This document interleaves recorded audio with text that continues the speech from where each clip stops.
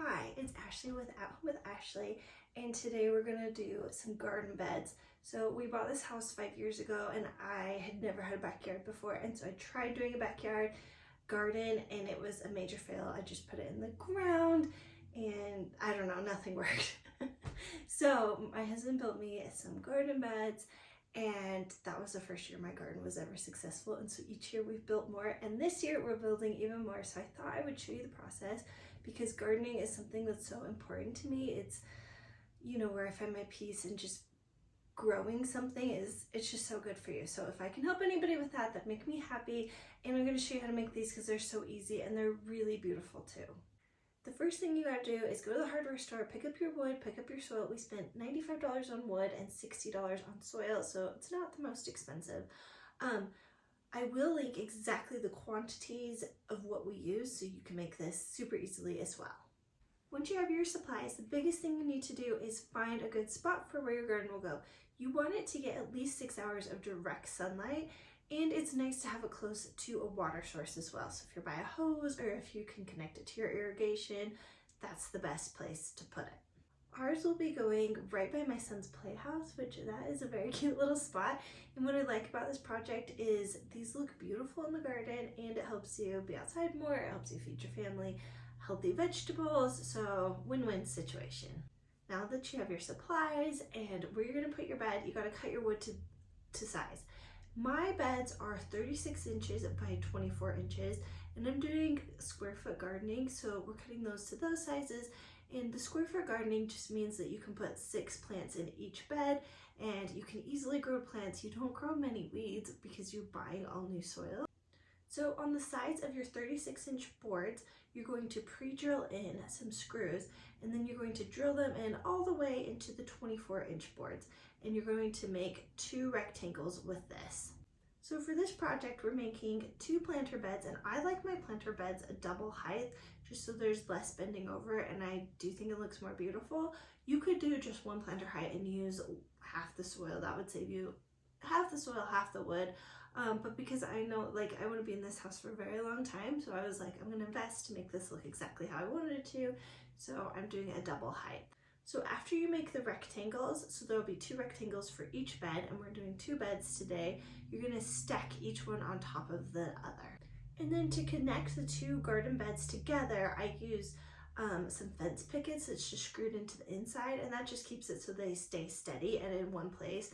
And once you have the soil in, it's definitely not going to be moving around. You really honestly couldn't move it very easily, but this just really steadies the top 2 pieces together. I also put a cute little applique on the front of the garden beds. This is totally something you don't have to do, but I just like that little touch of something special. It pulls it into more my style, and whenever you can do that with a project, I totally suggest it. Now that the 2 beds are together, we're going to stain them. I like to use a white stain. White paint has not held up well for me in previous years, even if it's rated for outdoor use, but the stain has stayed really good. So I suggest using that. And again, I'll link the exact one I use because I think it'll be helpful.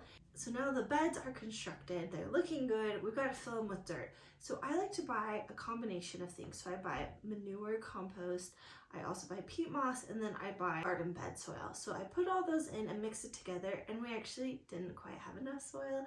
So we have our chicken, so we ended up taking some chicken poop and stirring that in.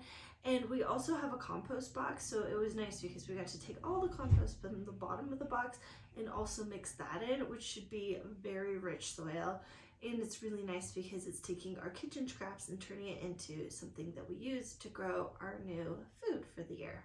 So for the top of my bed, since I like to put 6 plants in, I'm doing the square foot gardening method, which you can get a book on it. It's really simple. Pretty much it's like you put 1 plant in per square foot, and then you can really maximize how many plants you have in a small area.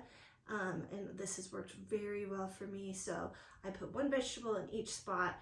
And so to delineate the spaces, we cut lath and put it into the top of the boxes in a grid, and it's not connected to anything. It's really just a visual boundary so that you can see here a plant goes, here a plant goes.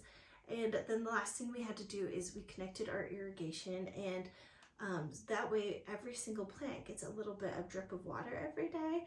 and this makes it so I don't have to water it, so when I'm on vacation they will still survive. And also it's the best way to water the items because it gets right to the roots, so you don't use as much water as with like a sprinkler. So I like that very much. And once your plants are in, it's also really good to mulch on top of them. That's another way to keep it so the roots get watered and stay hydrated, and that the water just doesn't evaporate. So I definitely recommend mulching once you get your plants in. And all of my plants this year, except for I think one, I grew from seed. So that's really exciting. And I have another video on growing plants from seed if you want to see that. This is my second year growing plants from seed, and the first year was a little expensive because I had to invest in a lot of stuff. And this year I just bought the seed starting soil and the seeds. So that was like, it was $18 for my plants this year, which is very affordable. Also, my local nursery, side note, they sell really small quantities of seeds. So instead of buying a whole packet for $3, you can buy like 6 seeds for 50 cents. So it was so economical. I just love it. Anyway, I am a gardener at heart. I hope you can see that. And I just hope this is super helpful for you. And if you make these, I would love to hear about it. And if you enjoyed seeing the process, please let me know. And let me know if you have any questions on this, because just gardening makes me happy. You know, I just want to talk about it. So let me know in the comments. And if you like this video, please give it a thumbs up. We're